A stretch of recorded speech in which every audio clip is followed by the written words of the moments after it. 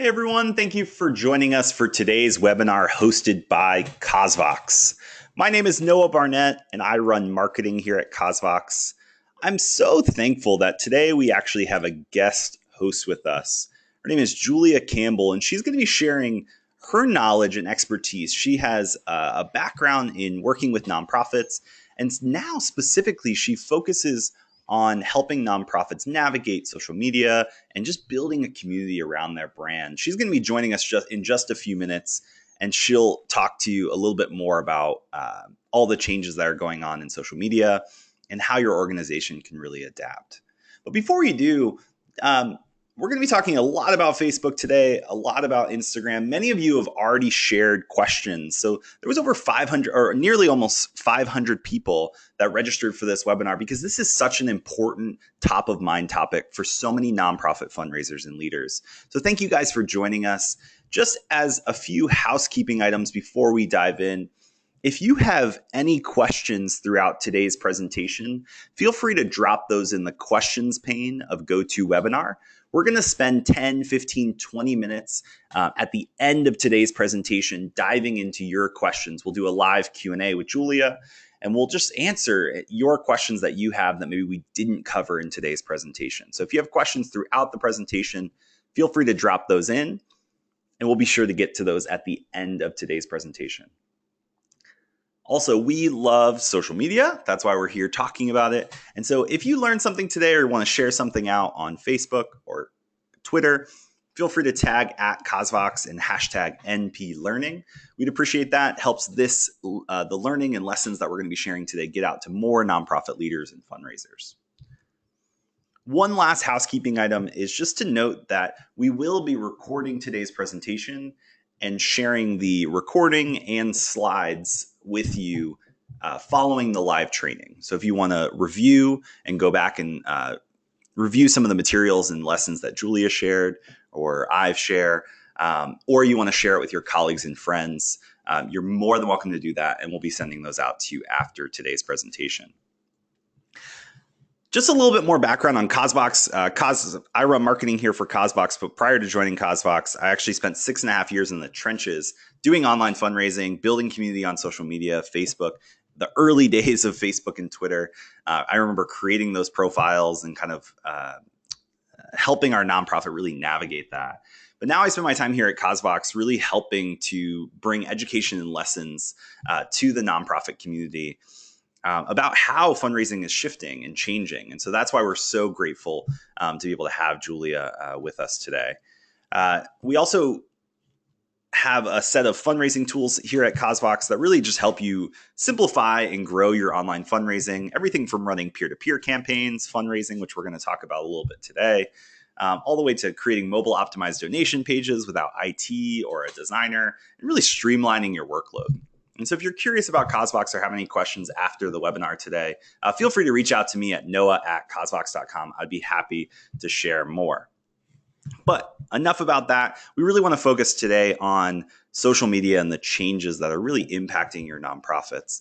This is just a little roadmap of where we're headed today. First, we're going to talk about some shifts impacting your fundraising, not only in social, but just online fundraising in general. How Facebook and Instagram are changing specifically. Julia is going to come on and really summarize some of those changes and apply and showcase how they apply to your nonprofit. We're going to talk about how to adapt to these changes, and then how to measure success on social. How do you really look at social media and reflect whether you're being successful or not? And then, like I already mentioned, we're going to spend a large amount of time really answering your specific questions. So if you have questions throughout today's presentation, feel free to drop those in the questions pane. Just a little roadmap before we get started. So let's dive in. One of the things that's really interesting, and we talk a lot here at Cosvox, and I know Julia and I have talked about as we've kind of noodled on this topic of Facebook changes, is that the world you're fundraising in just has fundamentally shifted and changed. But it's not just that. Like, the world you fundraise in is rapidly changing all the time. And what we see is that there's really 3 significant changes. And Julia is going to dive into these more specifically, but this is just kind of a high-level overview of some of the changes really impacting your fundraising. And these are over and above the changes that platforms are making, like Facebook and Instagram. These are changes to how donors are changing their behavior and their preferences on how they really want to interact with your organization. And these are going to be fundamental because as Julia talks to you about the social media changes and how you adapt your strategy, you'll see that many of the shifts that she's going to recommend really align back to some of these overarching trends on how you can really connect your cause with a group of people based in kind of today's connected world. How do you inspire them to become supporters? How do you really activate them to be fundraisers or advocates for your cause? And then how do you rally them together to fight for that change that your organization is trying to make in the world? And it really requires you to rethink how you go about fundraising. And so the three shifts at a high level are that the world we live in is fundamentally digital first and always connected. And so individuals that support your organization or those that could support your organization are more connected than ever. Smartphone usage and adoption is through the roof and continues to grow. I know that I don't go many places without having my smartphone with me in tow. And if you go into public places or you travel on public transit, you'll see that there's not many people anymore engaging with each other in those environments, but rather directly engaged with their device. And no matter where you stand on whether that's right or wrong or good or bad, it's just true. And so it's something that you need to reflect on and understand as you approach trying to connect and engage the community of supporters that you're reaching. The other thing is that there's an increased competition for attention. Attention is something that's very finite lately. People are building personalized moats around themselves and really focusing on keeping messages out because there's just so many messages kind of vying for people's attention. And so that increased competition is not just the increase in competition that other nonprofits or other charities or good organizations are trying to showcase, but you're competing with Netflix, binge watching, cat videos, the Olympics, the 24-hour news cycle.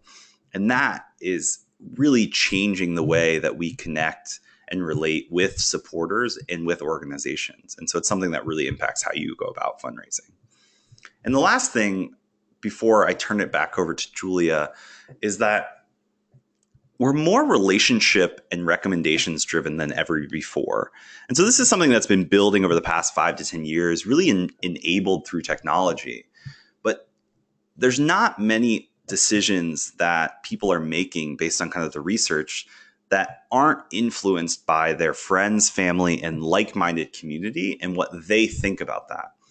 This all goes all the way back down to the types of products we buy, looking at reviews on Amazon or other online shopping platforms. It really doesn't matter the brand promise the organization shares, but rather what others talk about with that organization.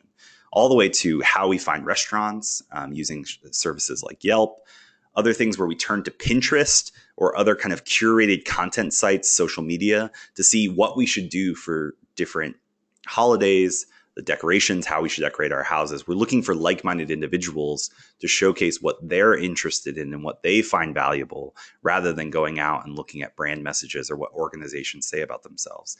And this translates to causes too. A recent survey said 85% of people would rather be asked by their friends, family, or like-minded community to give a donation to an organization rather than the organization ask them directly. They're more influenced by that. And that's going to play into how you leverage social media.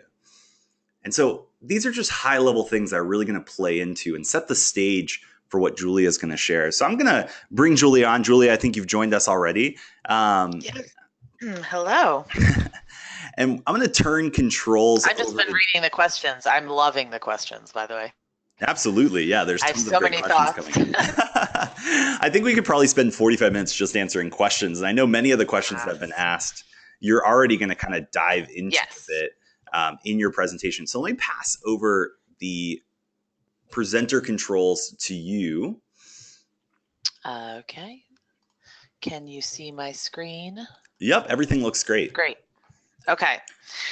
I am so excited to be here today. This is one of my favorite topics. I see my friend Jim Wells is on here. give me a shout out if I know you and I just haven't seen your name, but I've been looking at the questions and they're rolling in and I'm very excited. And I do cover a lot of it today. I've been taking a few notes. A little bit about me. I'm not going to focus too much on me. You can learn more about me on my website. I have done a lot of collaborating with Cosvox. I love them. They're just such great people. They do so much for the sector in terms of education and capacity building, not to mention their platform's amazing. Some takeaways. What Noah already covered, I'm not going to cover it, but we're going to do an overview, and then we'll try to do a little bit of deep dive into the infamous algorithm changes that we all know so much about. So the first thing I want to talk about are some overarching sort of bird's eye view changes in donor behavior. And Noah touched on this, and I thought every single thing he said was just spot on in terms of, and sorry, I'm going to drink some water. In terms of competition is no longer limited to just what else is in the Facebook newsfeed. You're competing with Netflix, like he said, you're competing with Amazon Prime and Spotify and all these other apps and all these other games and all these other, everything. So you're competing with a lot of clutter and a lot of noise to get attention. And that's, of course, what we want. We want the right attention and we want to get it in a good way, but we want to get attention. The trend, and Mark Zuckerberg actually talked a lot about this when he announced the first big change, and we will talk about it. He was saying people are going to start spending less and less time on Facebook. And there are some amazing studies at pewinternet.org, that's P-E-W internet.org. So I'm not going to go too much into statistics. You can find them all there. But one statistic that really stood out to me is that we are using Facebook less. That doesn't mean Facebook's not growing. It does mean that we are using it less. Also, personal updates have declined, and this is what the algorithm update is meant to address, and I will go more into that, but personal updates have declined. We're mostly posting cat videos and we're passively scrolling and passively consuming information. We're not interacting with people as much as we used to when social media platforms, kind of really took off. And the most notable thing, this is from the Pew Internet Social Media Report. They actually just updated it in February of this year or January of this year. We are dramatically increasing our use of messaging apps. And I'm not going to talk really about messaging apps today, but that might show a trend towards wanting more private one-on-one conversations, sort of like text messaging, and wanting to move away from public conversations with our friends. That's just, I don't know, that might be a trend. That's a trend I'm noticing. I do want to allay your fears, because a lot of us have built platforms or are trying to build platforms on Facebook. It's not going anywhere. I mean, it's almost up to 2 billion users. I think it has 2 billion users, but 1.71 billion active users every month. And at last count, 450 million people are connected to nonprofit pages. That could be higher, but that's the reported from Facebook. And Instagram's not going anywhere either. In fact, Instagram, while all of these other platforms are kind of stagnating in their growth and their engagement and their updates, Instagram is growing. So 1/3 of online adults, it does skew a little bit younger. Like most social media, the majority of people that are on it are women. That's just a trend across most social media sites. It has 800 million monthly active users. So it's not going anywhere. The key is just, kind of how to leverage it. I will say that honestly, Facebook could make some changes while we are on this webinar, because we don't control Facebook. We don't, they're not going to be very responsive necessarily to what we want. They're a private business or public business. They're responsible to their stakeholders, and they're not responsible to us. So if you want to find the most updated information, follow nonprofits on Facebook and Facebook's nonprofit resources. And those are 2 links. Bookmark them, check them regularly, because Facebook changes so frequently. So I wanted to cover the 5 of the most recent and most talked about and most controversial social media changes that have occurred just in 2018, or even, one was in November 2017, that affect nonprofits. What are the implications for nonprofits? So what I've been seeing, just based on anecdotal evidence of my own newsfeed is that Facebook is promoting fundraisers that use Facebook payments. Those are those fundraisers that are created through Facebook. Now, the exciting news is that Facebook has now opened up its API, which is back end, and it's going to make fundraising able to be synced with outside websites. So I'm not going to try to get too much into the weeds and the technical nature of it, but what that means is that these fundraisers that you see on Facebook are going to start syncing with Blackbaud and with maybe other outside fundraising websites. The whole point though is that you don't own and you don't control a lot of the information that you receive from these fundraisers. So there's obviously pros and cons to using these fundraisers. One pro, the biggest pro, and maybe the only pro, is that Facebook promotes the heck out of these. So these are just two. Gabrielle, she had a birthday fundraiser. These are all in my notifications stream. I don't have to look for this. I don't have to actively search for this. Raise money when you need it. That showed up right when I logged in at the top of my feed. Julia, want to create a fundraiser for a nonprofit. That was at the top of my Facebook feed. They're pushing these. Now, they might be pushing them to me because I post a lot about nonprofits and I post a lot about online fundraising, but I've been noticing it and I've been asking friends and family and they've been seeing it too. And maybe you have been seeing it as well. So they're pushing fundraisers. That's just a trend I'm noticing.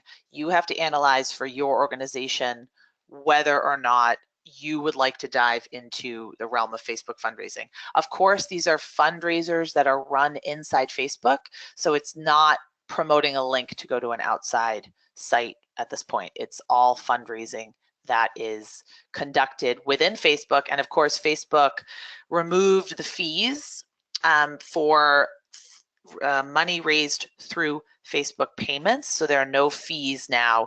If you are registered officially with Facebook, you're verified and you start a fundraiser or you have the donate button, there are no fees. So there are pros, the cons, you don't have much control over what they're doing.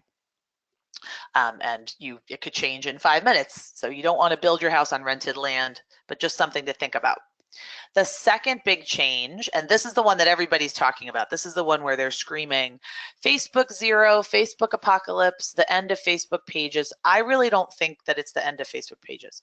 So what happened was, and I will not, read it word for word, but Mark Zuckerberg, if you want to check out his Facebook page, because that's usually where all the most important information happens, he wants to bring Facebook back to its roots.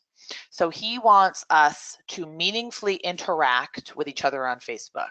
He's going to prioritize content from friends and family that encourages meaningful interactions in the form of comments. So it remains to be seen how that's going to roll out. But the Facebook head of newsfeed, he has said that public posts now are 5% of the content that's shown. They could go down to 4%. So for those of us that rely on organic reach, or we're hoping that we could, expand our reach, it's not looking good. It's not looking good for us. I encourage you to not, kind of freak out. And we'll talk about my 2 pillars of a social media strategy. You can't game the news feed. You can only adapt your strategy to go along with it. You can't push back. I mean, this is Facebook. So we can share our discontent with it, but they're going to do what they want to do.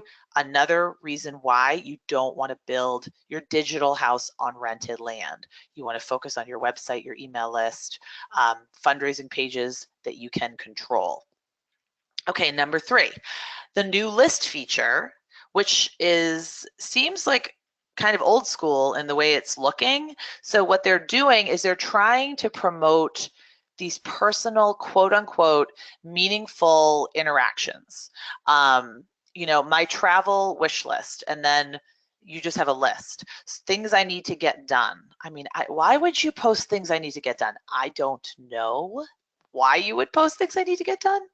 This is the way Facebook is envisioning. We're all going to sort of go back to the roots of how it was used and create these lists and share these lists. I don't know. They're pushing it out. It's something. I actually kind of like. I like the colors. I like that you can use emojis. It's a visually appealing, it catches the eye. Remains to be seen how nonprofits can use them. I could see you creating a list of the top 5 things, top 5 reasons to support an organization, something like that. So keep an eye on lists, but it's all building up towards this recent push towards these quote unquote meaningful interactions, which just means comments and individuals commenting and individuals sharing. Okay, number 4, they're going to weed out bad news sources on the site, and they're going to prioritize news that's trustworthy, informative, and local, right? So they want to make sure that time is well spent, and it's important to know why these changes came into place.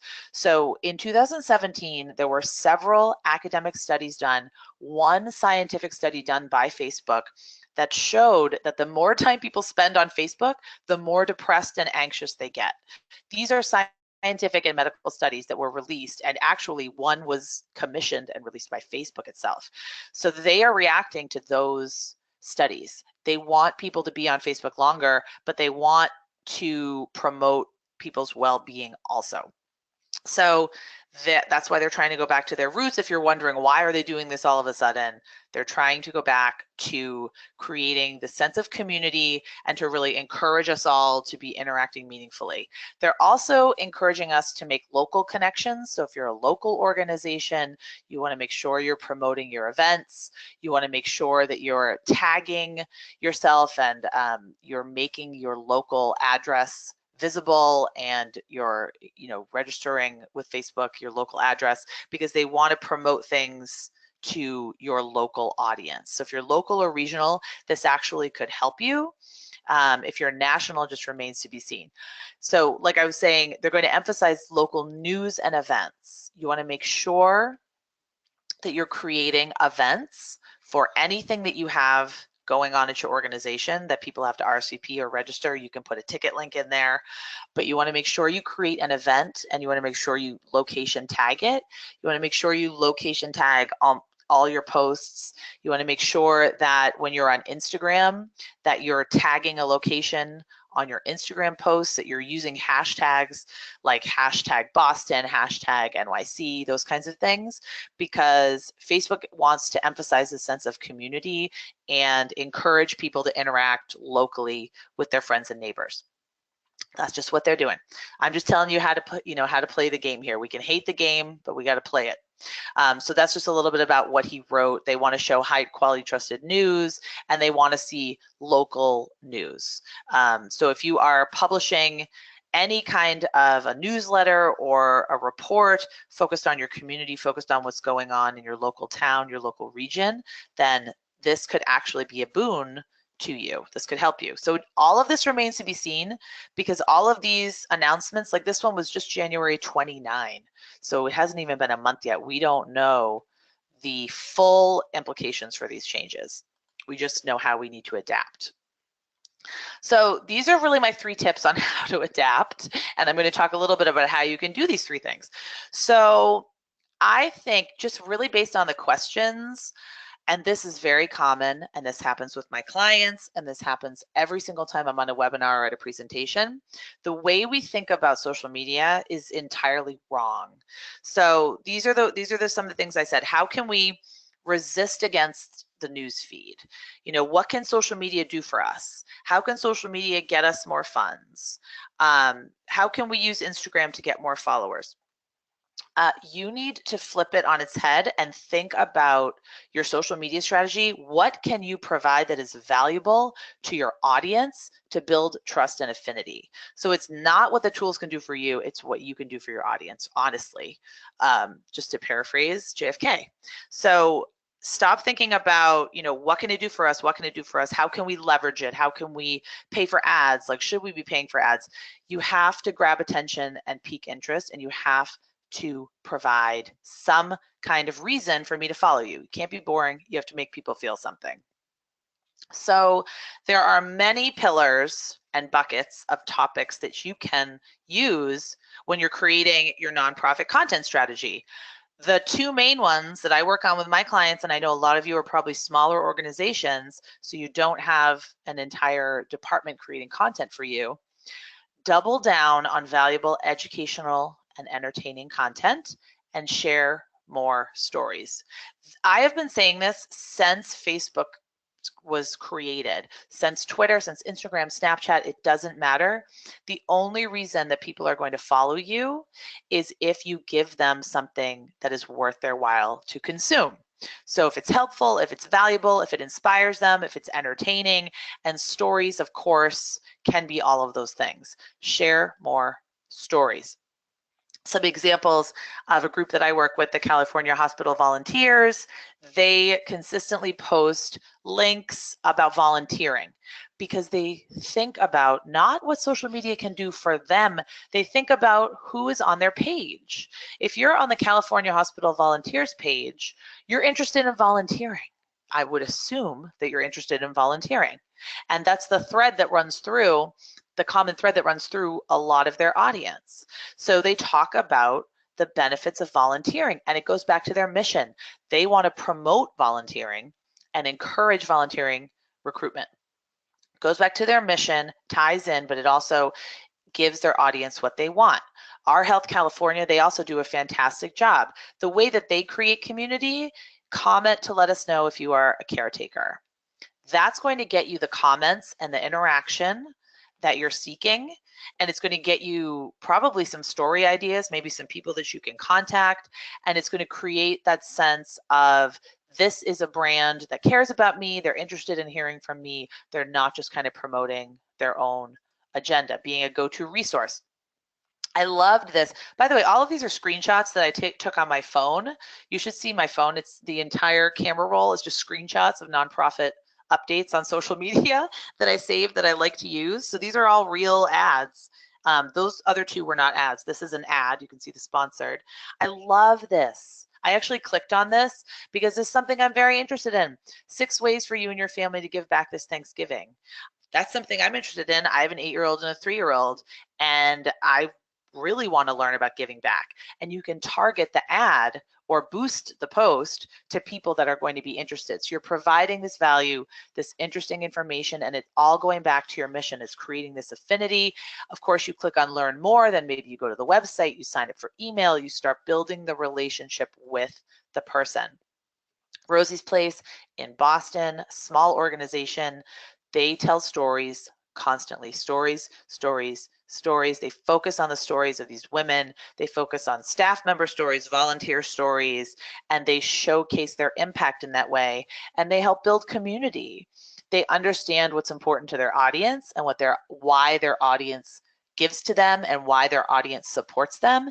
And they give that information back to their audience in the form of stories. Same with Jewish Family and Children's Services. They're constantly telling stories related to their clients. Very simple. This was a little graphic that they just included in an email. It's not very long, but anyone that's a single mom, anyone that's a parent can completely relate to this story and want to learn more, want to help. Myra Boston also, once again, I'm telling you, screenshots. I just take these screenshots because I love what these organizations are doing. Myra Boston uses a lot of stock photography, and I know that's a challenge, and I'm sure there's questions coming in about that.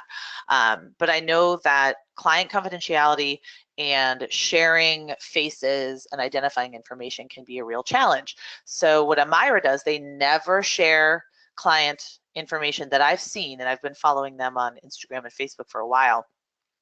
They share a lot of stock photography that's highly, that's stylized. It's still pretty to look at because think about Instagram.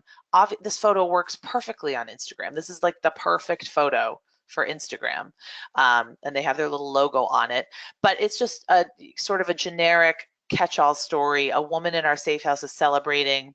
But what I love about this is please join us in celebrating this major step in her recovery. So that gets comments, that gets likes. I had just seen this right as they posted it. So actually I should go back and see what the comments are. But usually it's, oh, great job. If you need anything, let us know. We're praying for you. We're wishing for your, we're wishing the best for you and that kind of thing. I love that. Join us in celebrating this major step. So just really creating that conversation. Too often we forget that social media is supposed to be social. It's supposed to be a two-way conversation. It's not supposed to be a billboard, and it's not supposed to be just one-way communication.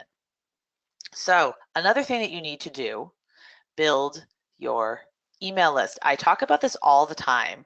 The do not build your house on rented land. I did not make that up. I can't remember who made that up. I think maybe Seth Godin or Chris Brogan. I can't remember, but I didn't make that up. I wish I could take credit, but it's so true. Social media is a way for people to get to know you, to get to like you. You build affinity with them, and then you bring them into the fold in a deeper way. And email is still the best way when it's done well. And when it's done in conjunction with other digital marketing and online fundraising efforts, it still accounts for, it's 26% of online revenue, and it's growing, So it needs to be strategic, it needs to be thoughtful, but using social media to build your email list is really, really important. Always be building your email list, always be focused on that. Live video, we can't get away from it, right? We cannot fight Facebook on this. Facebook loves, right now, what I've seen that they love the most are Facebook fundraisers and Facebook live video. That's kind of all I see in my feed. Live videos get more interactions. People spend more time watching them. They comment 10 times more. These are just facts.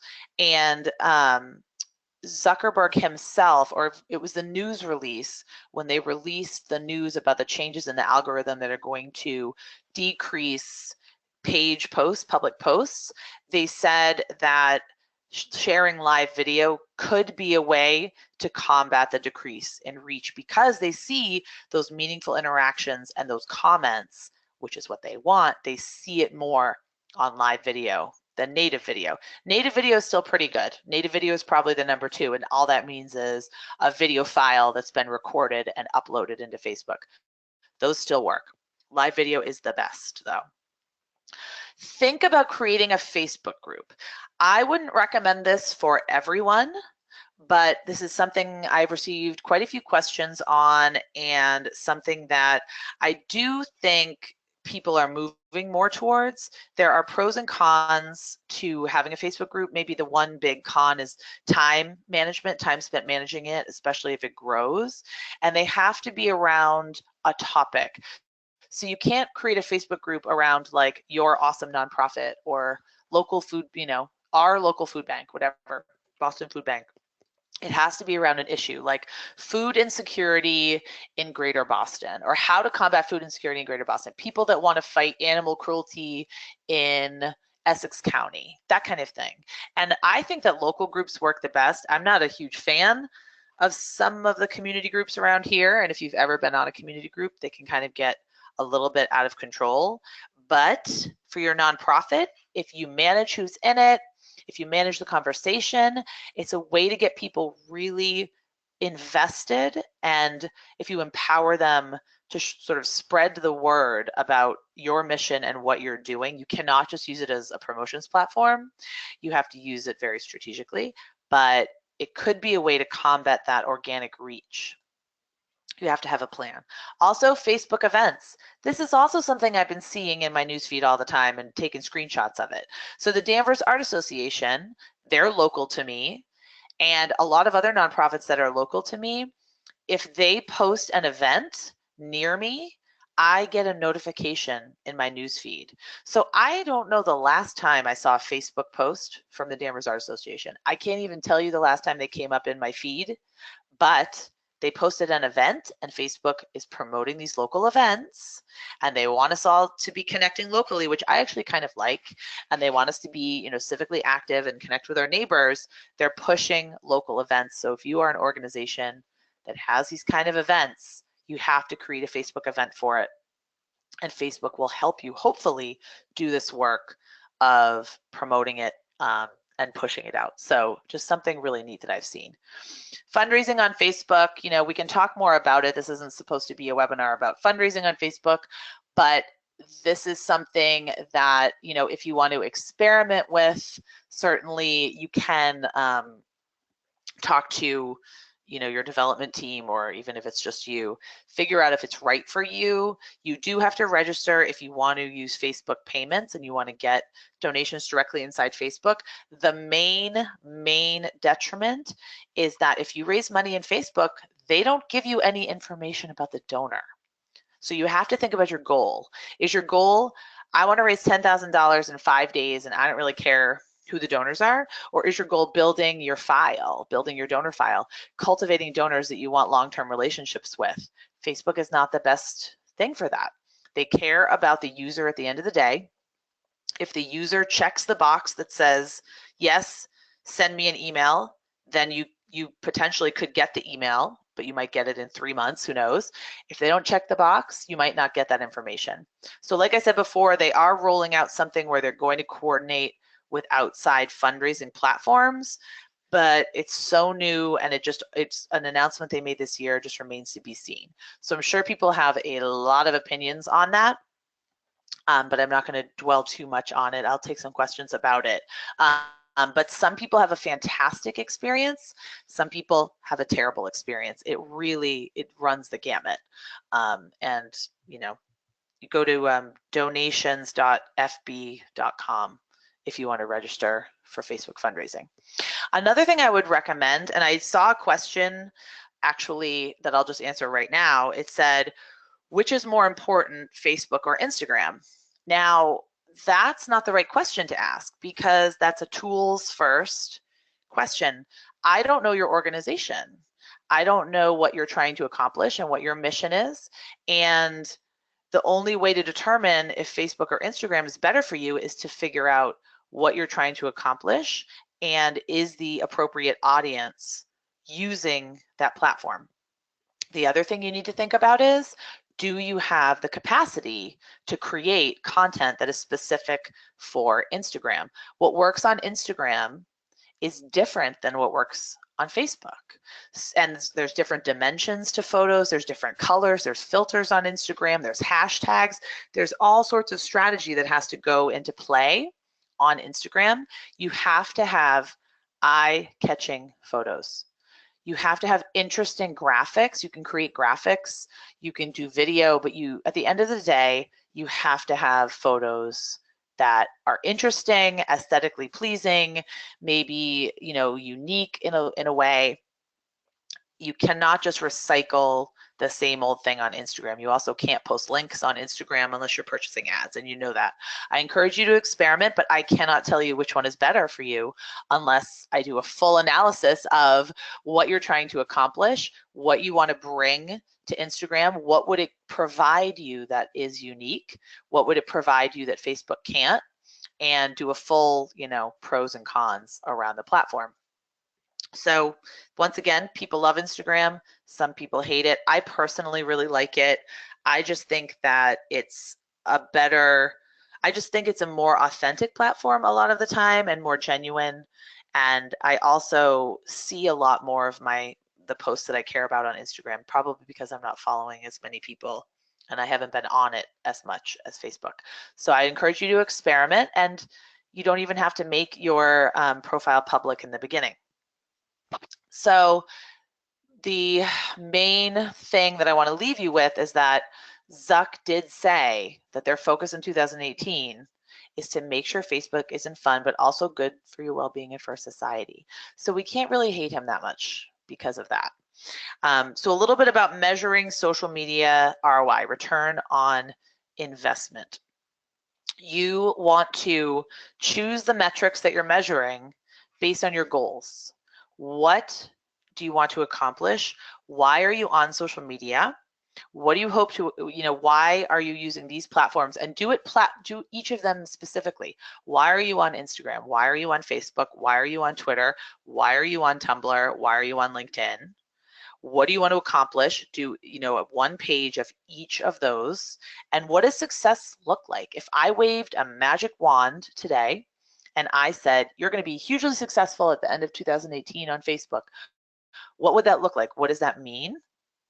And then, of course, you want to look at your insights. I hope all of you are checking your page insights to see what content people find most appealing. And of course, insights changes all the time. So you want to look at your likes and your reach, but you also want to look at your engagement. You want to look at which post is most popular. You want to also look at the demographics of your followers. When are they online? Are they predominantly women? Are they predominantly men? Are they predominantly of a certain age group? And I guarantee you this will help improve your content strategy. So quick example about how to use Facebook Insights to improve your social media strategy. I worked with an organization called Road Scholar, and they're formerly Elder Hostel, and they wanted to do a social media campaign to promote their learning trips. So they are a nonprofit, they do fundraise, but they also organize a lot of trips around the world. So their main person that they wanted to target with the trips, they wanted to target couples, couples that were like 60 and above. But then when we really looked at who was on their Facebook page, they also had, you know, thousands of people following their Facebook page. They've been around for years and they don't use any other social media, so they're very focused on Facebook. When we did a real analysis, we found out that the majority, I mean, we're talking like 80% of their Facebook followers were women 70 and above. So then we started looking at the posts and the content that they liked. We created this whole persona. We call her the funky grandma. She's very like politically active. She likes to travel. She likes to skydive. You know, she likes to bike across America. So we created this persona. And then once we ran a whole social media campaign targeted at this person, because we'd looked at the insights, just it completely skyrocketed. Reach, organic reach, paid reach, everything. So really know who's on your page and what they like and what they want to consume. Instagram analytics is the same way. So you have to have an Instagram business profile, which is free to get. And if you don't have it, you can easily convert it over. You do have to connect it to a Facebook page. So if you use Instagram business tools, if you go into your settings, if you're on Instagram, go into your settings. And if it doesn't ask you to convert to business tools, then you probably already have it. If it does, then you need to get it if you're using it for your nonprofit, because it's like a Facebook page. You would run afoul of their terms of service if you're not an official business profile. But the main benefit to having these free tools, completely free, is that you can get the same kind of data on your followers. Where are they from? What are they interested in? And this Instagram analytics is so much more user-friendly than I think Facebook Insights, because they'll do a grid for you. Here are your top 6 photos this month. You can get data on Instagram stories. You can get data on your followers. I mean, really, really in-depth, really interesting stuff that you can then use to inform your social media strategy and your content creation. So the 3 takeaways from this section of how to, how to measure your return on investment is not only do you measure, but you really have to analyze the trends overall. What's going on? Are things going up? Are things going down? Do we find that posting links has gotten less reach, or posting photos? And you do have to analyze trends over a longer period of time and then improve. Don't just take this data and put it in a spreadsheet. Really figure out a way to maybe tweak or improve 1 or 2 facets of your content, facets of your strategy after, maybe monthly or maybe quarterly. So I want to leave you with this quote, and I'm so excited that we're on time because I really want to take some questions. And no, I know you've been monitoring the question box too, but I love this quote. Social media, they're not the agents of change, they're just tools. We, the connected people, are the agents of change. Don't get hung up on the tools. Keep doing what you're doing. The tools will end up working for you if you're authentic and keep doing what you're doing. So that's all I have for the official presentation. And if you want to join me in a free Facebook group for nonprofits, the link is here. I'm happy to send it out. You can also email me offline if you have a question that's more specific. But no, I'm happy to start fielding some questions. Yeah, thanks for sharing, Julia. There was a Sure. ton of value in kind of being able to guide through those changes and how they really apply to nonprofits. Sometimes it's hard to know exactly how changes that are going on in the world actually impact us as fundraisers and nonprofit leaders. So thanks for kind of doing all that work for us and really digesting that and sharing it in a consumable way for our audience today. You're welcome. So there's a ton of questions, and I think Yes. instead of trying to answer, there was a ton of questions specifically on Facebook fundraisers, and so I think we should just start Okay. there. Okay. Just because I think there's a lot of misconceptions about Facebook fundraisers, not sure what Yes. the value is, what are really the cons of this. There was a lot of questions on kind of like, how do I get my donations? Does it come Oh, with geez. donation data? Can I really build a long-term relationship with donors that donate to Facebook fundraisers? What are the other options? Like, is that Yep. more or less valuable? And so, what if you could spend Mhm. a couple minutes just talking about Facebook fundraisers and maybe speaking to some of those things? I think it'd be beneficial Sure. for our audience, especially around really around the downsides of it, Yeah. and then Yeah. what Because there's a offsets that. What's the lot value? of Yeah. exactly. So, okay. So I am actually preparing a 2-hour presentation for the Nonprofit Technology Conference on this exact topic. So I've been doing a lot of research and talking to a lot of organizations, and I really feel, and I've actually done a couple of these with my clients. I've donated to them, so I've been a donor, I've been a fundraiser, I've been a nonprofit. Like I feel like I have a basic overview of it. So it's really all, it just all goes back to your goals. We can't get away from it. We can't get away from, I will never stop saying that. And you know that if you've ever taken a webinar with me, it just depends on what are you trying to accomplish. So if your goal, and I do believe that this should be a goal of, almost every nonprofit, is to build your donor file and get new donors in the fold that you can then cultivate and retain, then Facebook is not the best place to do that because you don't get that information. So sure, you can create a fundraising campaign. You can send people to your donate page on your website. That's an outside link. But when I talk about Facebook fundraisers, I'm talking about the ones where the payment is processed inside Facebook. It's the one where you just do 2 taps and you can donate $10 to someone. Yeah, the So ones that are processed through donations are processed through through a Facebook. Network for Good. Yeah, in partnership with Yeah, Network for Network Good. for Good, right. Yeah. So that where you don't leave Facebook to make a donation. You have to have a credit card hooked up to Facebook and you don't leave Facebook. There are ways that you can hook your donate button up to your donate page on your website, but people have to leave Facebook when they click the donate button.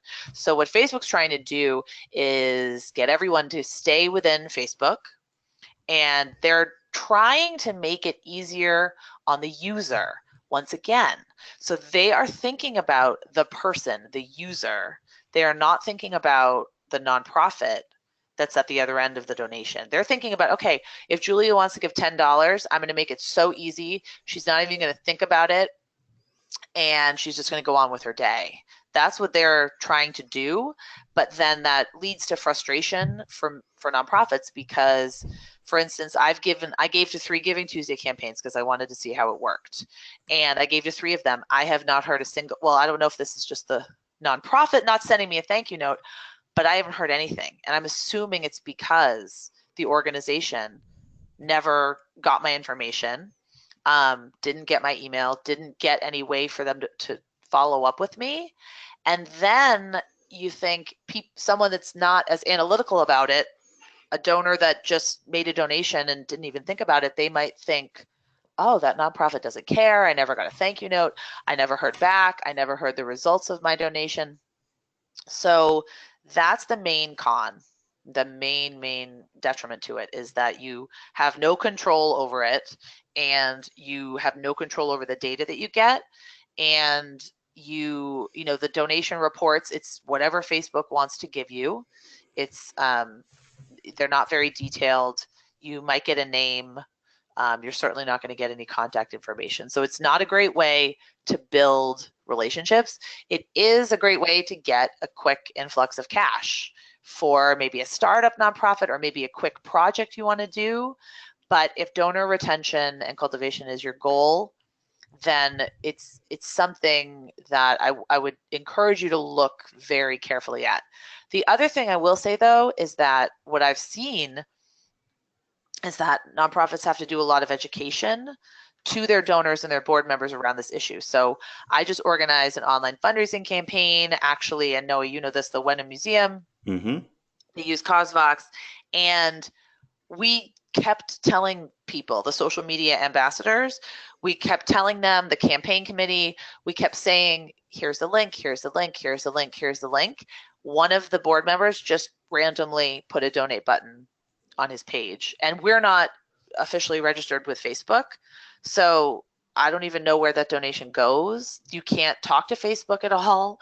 We've tried to figure out, where did this $20 go? How are we going to get it? We might not get it for like 3 months. I mean, it's just, it's been a frustrating experience for us dealing with it in that way. So I'm assuming a lot of you, but some people have had great experiences.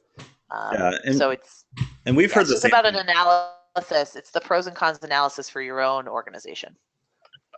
Yeah, and we've heard similar things from even some of our customers that use our fundraising tools, who tried Facebook fundraisers for Giving Tuesday and then came back to us at the beginning of the year, and they were kind of frustrated. Some felt like it was great, and they raised, a couple $1,000s, and it was kind of a fun new thing they could ask their supporters or volunteers to try.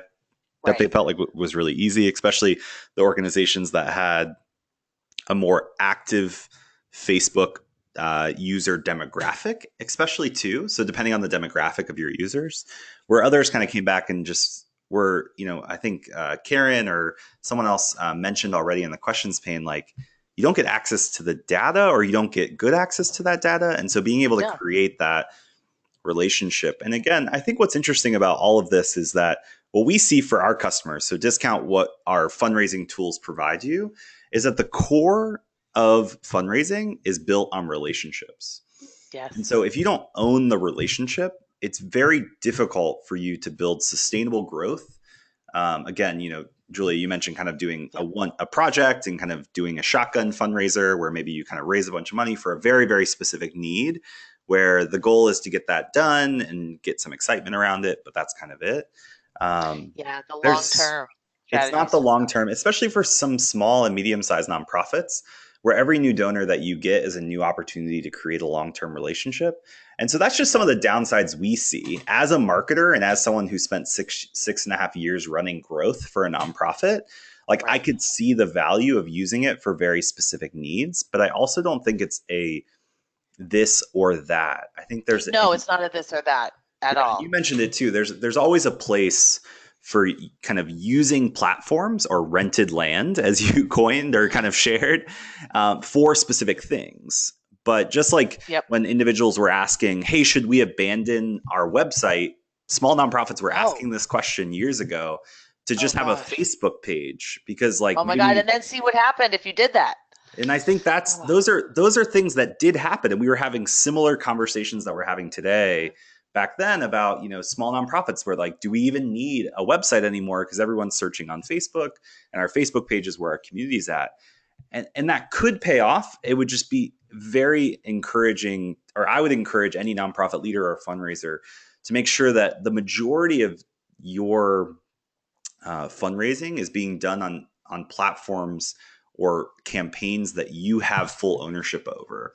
And that's something like most of the customers that use CauseVox, the reason they use CauseVox over Facebook fundraisers, or why they use CauseVox over generosity.com or GoFundMe or some of these other platforms, is because all those platforms operate on you're renting their reach and their platform to run a fundraising campaign.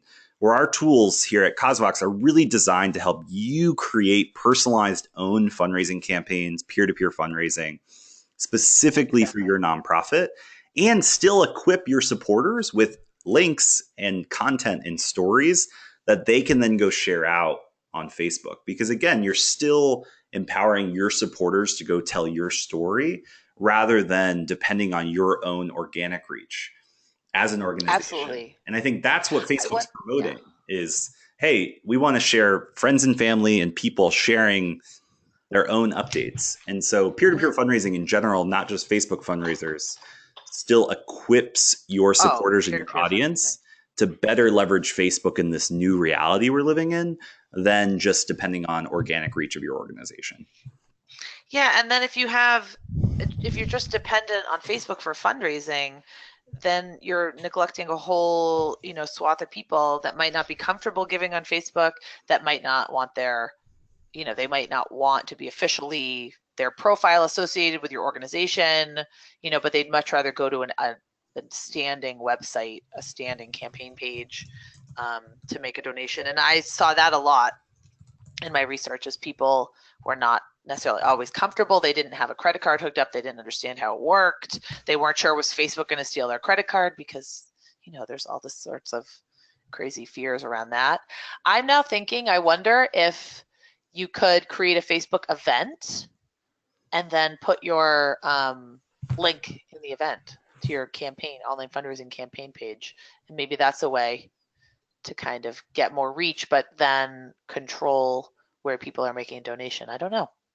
I have to experiment with that. And I think we've kind of spent all of our question time on this topic, but I do think it goes back to what you said, just thinking about how you like what your goals are, who your community is, and kind of what the objectives are of your fundraiser. But to kind of if you're interested in talking more about that, feel free to reach out to Julia or I directly.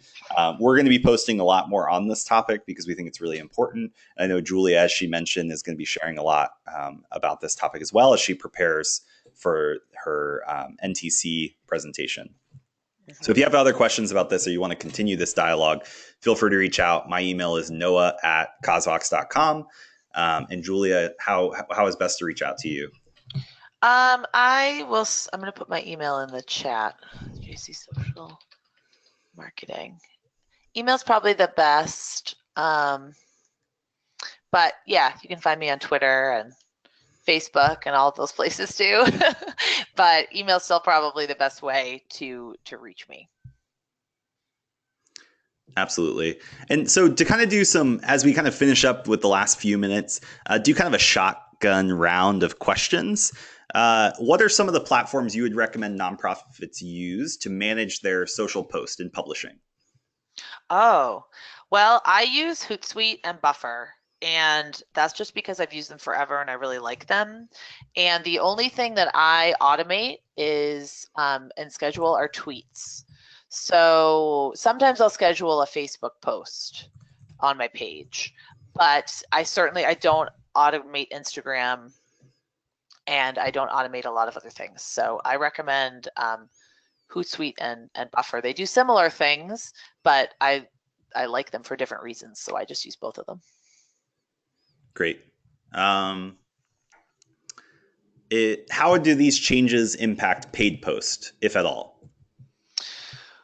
That remains to be seen. Exactly. So I've been reading and hearing a lot from online and digital marketers that their Facebook ads are not performing as well. So it costs a lot more money for them to reach their audiences.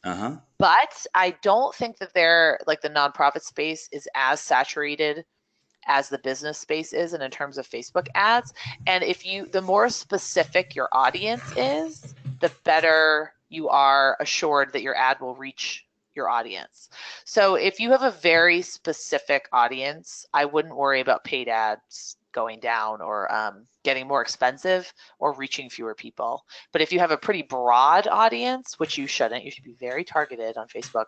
But if you have a broader audience, you might see that you're having to pay more for your ads to get in front of more people. So narrow your reach, back to that, narrow your target. That competition is that it's all based on ad inventory. And so the more demand there is on the ad inventory, the more expensive those are, or the amount of ads in circulation decreases the amount of reach or value you're going to get for your dollar. So one question says, what's the difference between a boosted post and an ad post? Any quick note on that? Yeah. No. Well, a boosted post is a post that you have posted publicly on your Facebook page that you kind of turn into an ad. And then a Facebook, which means you just promote it to either your audience that likes your page, or you can promote it to a specific audience. A Facebook ad is something that is not on your public Facebook page. It's a standalone ad, and it can take many different forms: video ads, photo ads, that kind of thing. And it has a specific call to action button on it, and you create it within Ads Manager. You don't create it on your Facebook page. I think that's all the time we have today to talk about this. Thank you so much. Yeah, there's obviously. I'm going to take these questions if I can get a copy of them, which I think I can. Yeah, a lot of these are really great ideas for blog posts. Absolutely. I think we're going to be doing kind of a summary post. We will be sharing upcoming blog posts that talks about the differences between Facebook fundraisers and kind of own platform fundraisers. But you're exactly right, Julia. It could be interesting and fun to do kind of a series of questions and answers on this. I know that's something we do a lot. So you'll see more on this. Yes. If you're interested in this, stay connected to Julia and us here at CauseVox. And we'll be talking a lot about this, especially as it evolves, because as Julia mentioned, Facebook can change things whenever they want. And so today it might be fundraisers, tomorrow it might be something different. And so we'll keep you updated. Julia will keep you updated. Thank you guys so much for joining us for today's presentation. All the Q&A and all of the recording and the slides will be coming out to you later this afternoon. So look for an email from me, noah@causevox.com. And you'll receive all of that information. And if you have questions, feel free to reach out to me. Or if you want to get connected to Julia, you can also email me and I can forward your request on. Be happy to stay in touch. Thank you guys so much and enjoy the rest of your afternoon. Thanks, Noah.